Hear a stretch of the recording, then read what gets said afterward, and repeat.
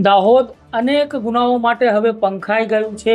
ક્યાંક નકલી ઓફિસો પકડાય છે તો ક્યાંક જમીન મામલે નકલી હુકમો પકડાય છે અને સાથે જ નકલી કર્મચારીઓ સરકારી ઓફિસોમાં કામકાજ કરતા હોય તેવા વિડીયો સોશિયલ મીડિયામાં વાયરલ થયા છે।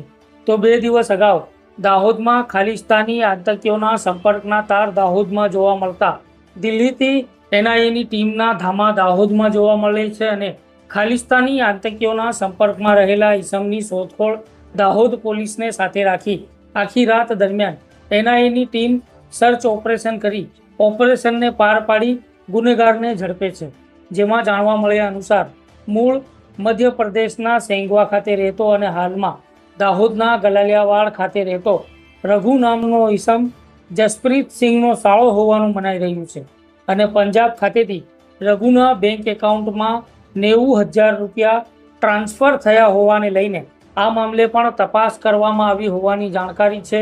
તો હવે દાહોદમાં પંજાબ પોલીસના ધામા જોવા મળતા ફરીથી દાહોદમાં કોઈ મોટો કાંડ દાહોદમાં થયો હોય તેવી ચર્ચાઓ ચાલે છે અને જ્યારે દાહોદમાં પંજાબ રાજ્યના લુધિયાના જિલ્લાની પોલીસ દાહોદમાં આવી અને દાહોદના 2 સાગરીતોને લાવી અને ચોરેલા સોનાના દાગીના અને રોકડ રકમ સંતાડેલી હોય તેની તપાસ કરે છે તો હવે આ ક્રાઇમની ઘટનાની સ્ટોરી શરૂ થાય છે। જેમાં પંજાબના લુધિયાના શહેરમાં ગત તારીખ 9/6/2024ના રોજ 4 લોકો એક ઘરમાં ચોરીની ઘટનાને અંજામ આપે છે। જેમાં પંજાબ પોલીસના જણાવ્યા અનુસાર લુધિયાના શહેરમાં રહેતા રાહુલ ગ્રોવર નામના ઈસમના ઘરે 4 ઈસમો આવે છે અને તેમના ઘરમાં રહેલી તેમની માતાને તે 4 લોકો કહે છે કે તમારા ઘરના તાળાની ચાવી બનાવી આપીએ છીએ તેમ કહી ઘરમાં પ્રવેશ કરી રાહુલ ગ્રોવરની માતાને એક રૂમમાં પૂરી તિજોરીમાંથી સોનાના ચાંદીના દાગીના અને 2 લાખ રૂપિયા કેશ લઈને રફુ ચક્કર થઈ જતા હોય છે। જ્યારે પંજાબના લુધિયાના શહેરના ડિવિઝન નંબર 5 પોલીસ સ્ટેશન ખાતે તારીખ 10/6/2024ના રોજ 91 નંબરની એફઆઈઆર નોંધાયા બાદ લુધિયાના પોલીસ શહેરમાં લાગેલા સીસીટીવી ખંગોળે છે ત્યારે તેમને 4 લોકો શંકાસ્પદ જતા જોવા મળે છે અને લુધિયાના પોલીસ તેમને લુધિયાના ખાતેથી ઝડપી લે છે। જ્યારે કોર્ટમાં આરોપીઓને રજૂ કરતા તેમને કોર્ટ રિમાન્ડ હેઠળ મોકલે છે ત્યારે પોલીસ સમક્ષ 4 તસ્કરો ચોરીની ઘટનાને અંજામ આપ્યાનું જણાવે છે। જ્યારે 4 આરોપીઓમાંથી 2 મધ્યપ્રદેશના અને 2 ઈસમો દાહોદમાં રહેતા હોવાનું ખુલે છે અને પોલીસ પૂછપરછ દરમિયાન તેઓ કબૂલ કરે છે કે રાહુલ ગ્રોવરને ત્યાંથી ચોરેલા સોનાના અને ચાંદીના દાગીના અને 2 લાખ રૂપિયાની રોકડ રકમ દાહોદ આવી અને ગલાલિયાવાડ ખાતેના સિગ્નલ ફળિયામાં રહેતા શહેનશાહ ઉર્ફે બબ્બુ તેમજ સની સિંહ ઉર્ફે સની દેઓલના ઘરે છુપાવીને મૂકેલા છે। જ્યારે પંજાબ પોલીસ ચોરીનો મુદ્દામાલ રિકવર કરવા માટે દાહોદના ગલાલિયાવાડ ખાતે રહેતા અને ચોરીના ગુનામાં પકડાયેલો સન્ની ઉર્ફે સની દેઓલના ગલાલિયાવાડના સિગ્નલ ફળિયાના સ્થિત રહેણાંક મકાનમાં લાવી દાહોદ બી ડિવિઝન પોલીસ મથકે પોલીસને સાથે રાખી સર્ચ કરતા ચોરીનો મુદ્દામાલ મળી આવ્યો હતો। જેમાં લુધિયાનાથી ચોરાયેલું 25 તોલા સોનું, કેટલીક ચાંદી અને 2 લાખ રૂપિયાની રોકડ રકમ મુદ્દામાલમાંથી પંજાબ અને દાહોદ પોલીસને માત્ર 25 તોલા સોનું મળી આવ્યું હતું। જ્યારે ચાંદીના દાગીના અને 2 લાખ રૂપિયાની રોકડ રકમ પોલીસને મળી આવી ન હતી।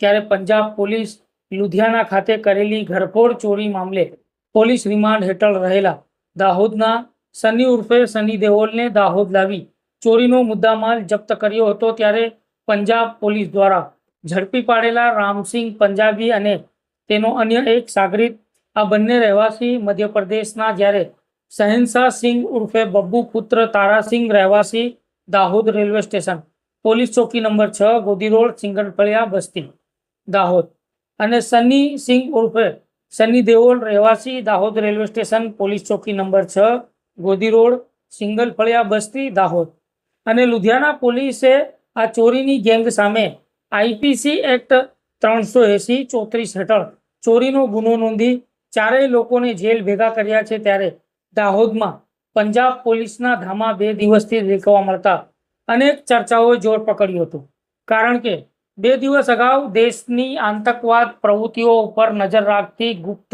કેન્દ્રીય એજન્સી એનઆઈએની ટીમનું સર્ચ ઓપરેશનને લઈને અનેક ચર્ચાઓએ જોર પકડ્યું હતું. જોકે દાહોદમાંથી એનઆઈએ નેશનલ ઇન્વેસ્ટિગેશન એજન્સીની ટીમને આરોપી પકડી પાડવામાં સફળતા મળી હતી. જોકે એનઆઈએ નેશનલ ઇન્વેસ્ટિગેશન એજન્સીને આતંકવાદની તપાસ હેઠળ રાજ્ય સરકારની કે લોકલ પોલીસની મંજૂરીની જરૂર નથી. કાયદો અને વ્યવસ્થા માટે લોકલ પોલીસનો સહયોગ માંગે છે, પરંતુ કોઈ પણ જાણકારી લોકલ પોલીસને એનઆઈએની ટીમ આપી શકતી નથી. એ માત્ર કાયદો અને વ્યવસ્થાની પરિસ્થિતિ ન બગડે તેના માટે સ્થાનિક પોલીસનો સંપર્ક માંગ્યો હતો. જોકે બીજા દિવસે જ્યારે પંજાબ પોલીસના આટાફેરાને લઈને લોકોમાં તરેની ચર્ચાઓ દાહોદ શહેરમાં જોવા મળી હતી. પંજાબ લુધિયાનામાં જેમના ઘરે ચોરી થઈ હતી તેઓ પણ દાહોદ હતા. ત્યારે તેમનું શું જણાવ્યું હતું આ ચોરીના મામલે? તેઓ ફરિયાદી છે, સાંભળીએ તેમનું. मैं पंजाब का रहने वाला हूँ, लुधियाना शहर से। हमारे यहाँ पिछले एक हफ्ता पहले हमारे यहाँ पे एक चोरी हुई थी, जिसके लिए यहाँ से गुजरात के दाऊद जगह है, वहाँ से इंसान थे जो करके चोरी निकले थे। तो उनको हमारे वहाँ पे कोचर मार्केट पुलिस चौकी है लुधियाना में, उन्होंने वहाँ पे उनको ट्रेस वगैरह सब कुछ करके उनके नंबर्स निकाल के सब करके आज उनको ट्रेसिंग में लिया था। तो अब फाइनली आके पुलिस वालों ने उनको पकड़ लिया है। अब आगे की कार्रवाई कर रहे हैं। आगे में जितना जल्दी हो सके जो चीज़ें निकलेंगी बरामद होएंगी वो सब चीज़ें बाद में इन्फॉर्म होगा जैसे भी होगा।